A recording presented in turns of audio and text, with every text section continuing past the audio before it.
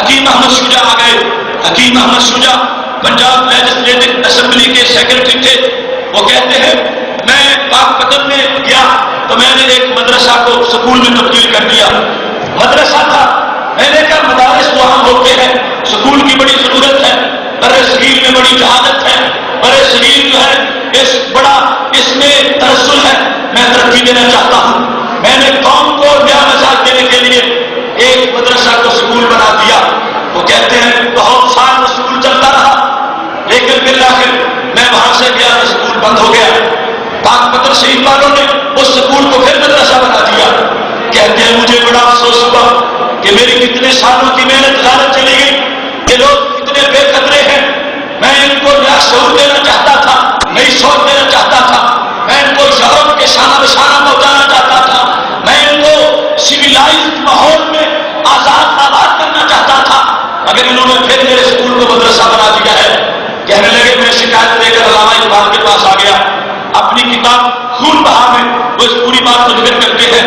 کہتا جب میں اقبال کے پاس پہنچا تو میں نے کہا شاعر بشر دیکھو لوگ کتنے ظالم ہیں. میں نے پاک پتن شریف میں سکول بنایا تھا, پہلے مدرسہ تھا, میں نے سکول بنا دیا, اور میں آیا ہوں تو انہوں نے پھر سکول کو مدرسہ بنا دیا. ان لوگوں کو قدر ہی نہیں کہ زمانے کے تقاضے کیا ہیں, حالات کیسے ہیں, ہم نے کن قوموں کے ساتھ چلنا ہے اور کس شعور کی ہمیں ضرورت ہے. مدرسہ کیا کرے گا, سکول تو ہمیں نئی روشنی دینے والا تھا, لیکن ان لوگوں نے کوئی قدر نہیں کی. حکیم احمد شجاع خود کہتے ہیں جب میں بول رہا تھا اور مسلسل اپنی داستان بیان کر رہا تھا تو علامہ اقبال سر بھائی لے رہے تھے, تھوڑی دیر کے بعد پھر آ لیتے تھے. میں سمجھ رہا تھا کہ میری باتوں کی تائید کریں گے, یہ میرے جذبات کی بڑی حمایت کریں گے. جب میری داستان ختم ہو گئی تو انہوں نے آنکھیں بند کر لی.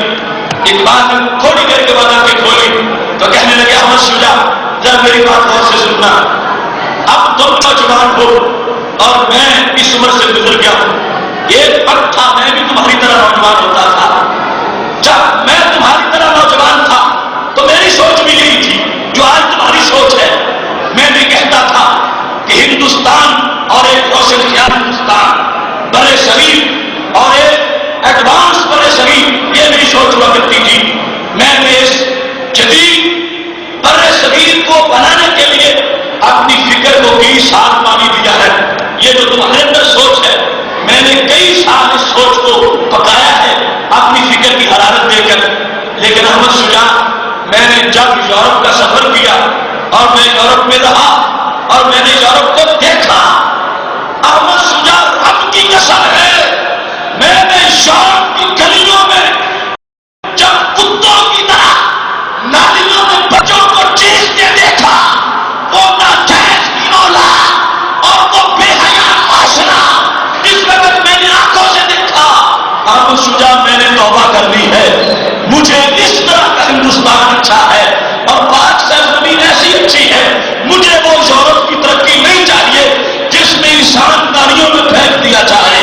احمد شجاع ان مدارس کو آواز لینے دو, اگر مدرسہ نہ رہا تو تمہارا اثر بھی وہ ہوگا جو انسانیت کی ذلت میں یورپ میں دیکھ کے آیا.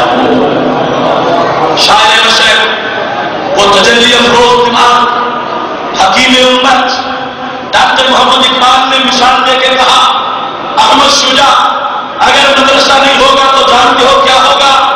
کہتے ہیں اگر 800 سال کی حکومت کے بعد آج اندلس میں ہمیں سوائے ہمراہ کے اور کوئی نشانی نہیں ملتی تو یاد رکھو اگر برے صغیر میں مدارس نہ رہے تو اتنے 100 سال حکومت کے بعد برے صغیر میں سوائے دلی کے لال قلعے کے اور آگرے کے تاج محل کے مسلمانوں کی کوئی نشانی باقی نہیں رہ جائے گی.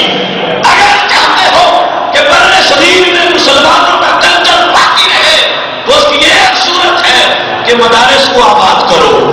اقبال کی سوچ, اقبال کا فتویٰ, اقبال کی رائے یہ ہے کہ مدارس دینیاں جو ہے یہ اسلام کی بقا ہے, یہ قلعہ ہے, یہ اسلام کو محفوظ کر سکتے ہیں.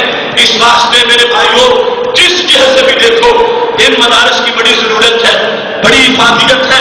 اور پھر